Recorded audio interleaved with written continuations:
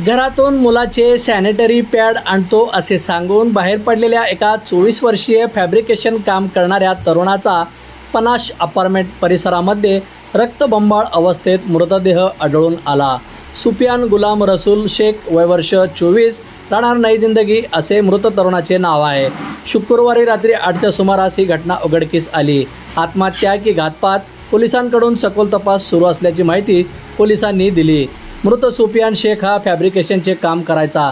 त्याचा 1.5 वर्षापूर्वीच विवाह झाला होता आणि त्याला एक लहान मुलगाही आहे. शुक्रवारी सायंकाळी 7च्या सुमारास सुफियान आपल्या घरातून मुलाचे सॅनिटरी पॅड आणण्यासाठी बाहेर पडला होता.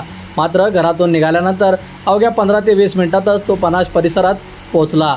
त्यानंतर काही वेळातच त्याचा मृत्यू झाल्याची हृदयद्रावक घटना उघडकीस आली. शुक्रवारी रात्री 8 वाजण्याच्या सुमारास पनाश अपार्टमेंट परिसरातील वॉचमन नेहमीप्रमाणे फेरफटका मारत असताना त्याला तिथे एक तरुण पडलेला दिसला. त्याचे हात आणि पाय वाकडे होऊन तुटलेले होते. तसेच त्याच्या डोक्याला गंभीर दुखापत झाल्यामुळे मोठ्या प्रमाणावर रक्तस्राव झाला होता. या घटनेची माहिती वाऱ्यासारखी पसरताच पनाश परिसरात मोठी गर्दी झाली.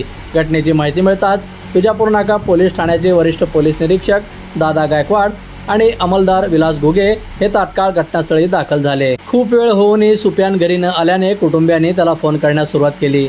याची माहिती मिळाल्यानंतर पोलीसही घटनास्थळी दाखल झाले. त्यांनी वाजणारा फोन उचलला. त्यावेळी कुटुंबियांनी कितना देर हुआ कहा है तू असा प्रश्न विचारला. पोलिसांनी घडलेली घटना सांगितल्यानंतर नातेवाईक हे शासकीय रुग्णालयात येऊन गर्दी केली. बंधुप्रेम न्यूज चॅनलला लाईक, सबस्क्राईब व बेल आयकॉन दाबायला विसरू नका. धन्यवाद.